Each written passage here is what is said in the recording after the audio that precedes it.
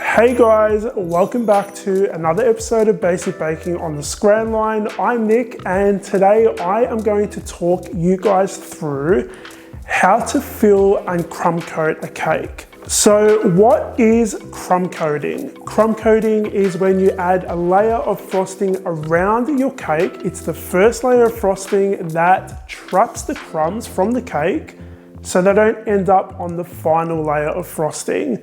That way you're keeping everything nice and neat and there's no crumbs on the final layer. It's just nice, plain, smooth, glossy frosting. I'm going to take you through all of the things you're going to need to crumb coat your cake and how to actually do it. Let's begin with the actual tools and equipment. Now, you don't actually need to have these tools, but these are the tools that I use, and you might see other bakers online using different tools. So I'm going to take you through how I do this process. One of the tools that I find really helpful is a cake turntable.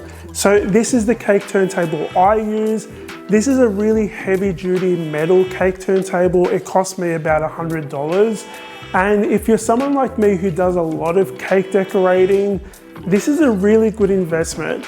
What I love about this is it's actually really heavy, and as you spin it, there's no rocking, and it's really smooth.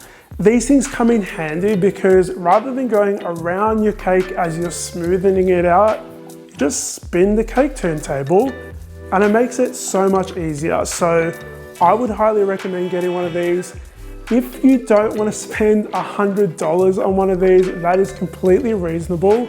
They make these in plastic versions as well, and you can pick them up for about $30 online. I would really recommend having a grip mat. Now, this is one that I've cut out into a circle and it goes under your cake board. And so what this does is it helps stop or prevent your cake from slipping around while you're decorating, and it just stays put. They sell these in rolls at like homeware stores, and they're really cheap, and you can just cut it out and use it for cake decorating. When I first started doing cake decorating, I just used to decorate straight on my serving plate, which is okay, but I wouldn't recommend it because it's much easier to decorate on a cake board. My cake boards are 10 inches in diameter, and I use the really thick ones. So this is a black one. You can get them in lots of different colors and even some with different prints as well. The really thick ones are the ones I would recommend. This one actually feels like it has wood, like plywood in it. It's really sturdy. And the reason why you want one that's this sturdy is because when you're transporting your cake around, there's no risk of this bending and then ruining your cake.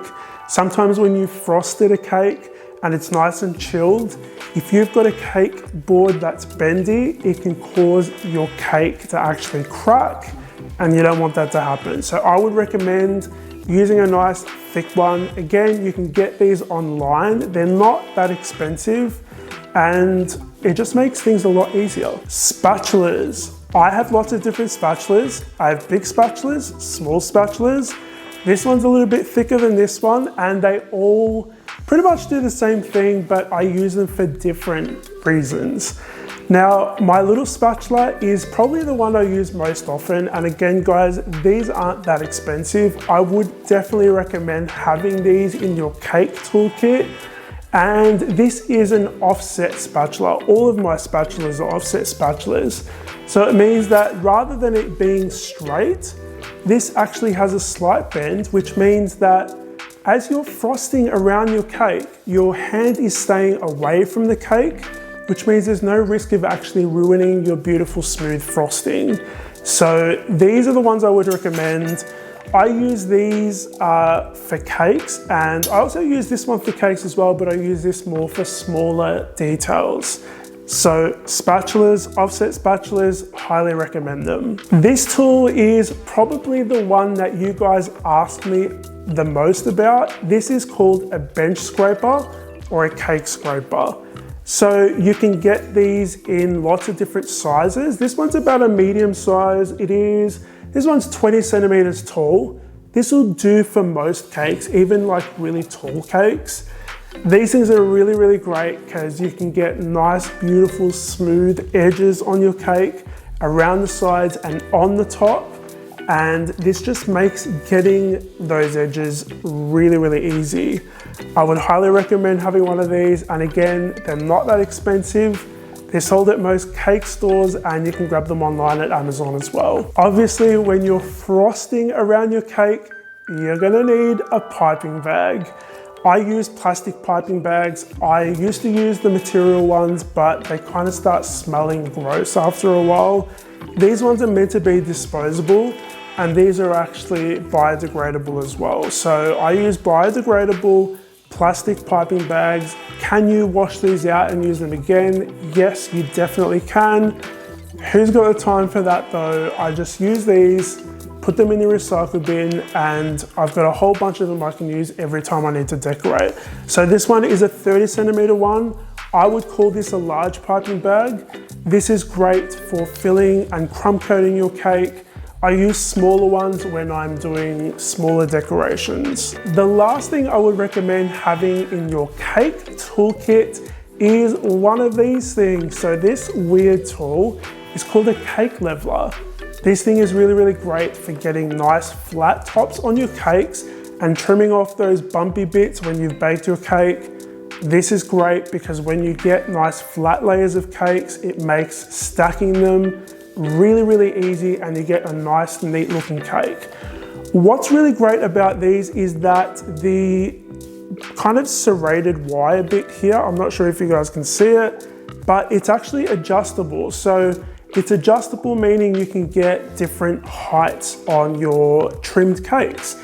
If you want a really low one, you can do it with this tool. If you want a really high trimmed cake, you can do it with this tool as well. If you don't have one of these, it's fine. You can actually do the same thing with a serrated knife, but this is just so much easier than using a serrated knife. So I would recommend having one of these. Right, those are the tools and equipment you'll need to fill and crumb coat a cake. Let's get stuck into the actual process. The first thing you're gonna need to do is actually put your grip mat on top of your cake turntable and then pop your cake board on top. Now, we want to stick our first cake layer onto our cake board, and the way we're gonna do that is by adding a little bit of frosting. You're using our small offset spatula to smoothen that frosting out a little bit, and then we're going to add our first layer of cake and just firmly press it onto the cake board just to make sure it's stuck there. Now, again, this is so that your cake actually sticks to the cake board. Once you chill this, it's going to pretty much stabilize it, so it's not going to move around. I've filled up my piping bag with some frosting. Today, I'm going to be using my Swiss meringue buttercream frosting.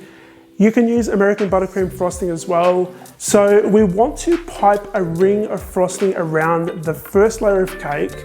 And what this does is it keeps that layer of frosting really nice and neat.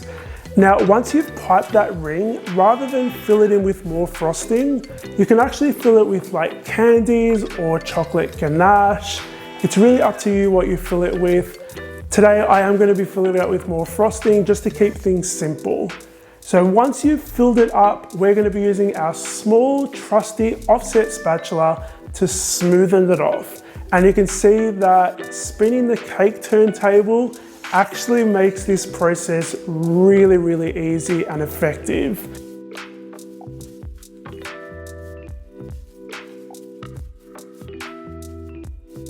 So once you have it nice and flat, you're gonna add your next cake layer, and we are going to repeat this process until we've gone through all of our cake layers. I tend to make my cakes 6 layers, but if you're using a 3-layer cake for whatever it is, you're using the exact same process. Once we've gotten to that final layer of cake, we've pretty much filled our cake. It's looking nice and neat. This is called a naked cake, and you can actually stop at this process and just add some toppings on top.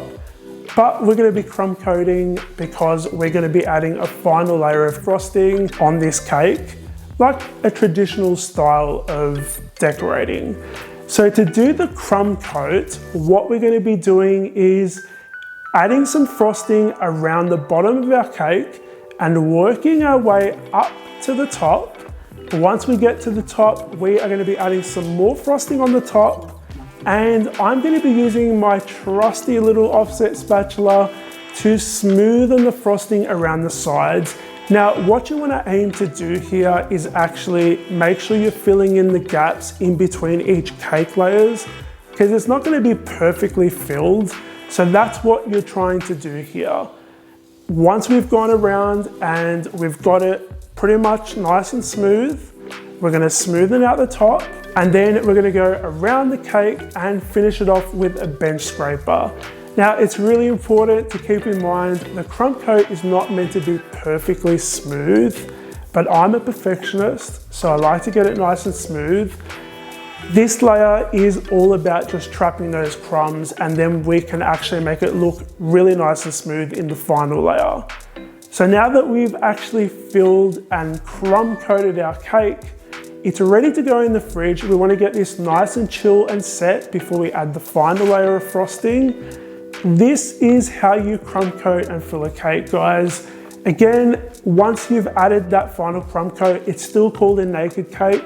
It looks really rustic and beautiful. You can stop at this point and just add your decorations on top, and it looks really nice. But in the next video, in next week's video, I'm going to show you guys how to add the final layer and how to get those perfect cake edges.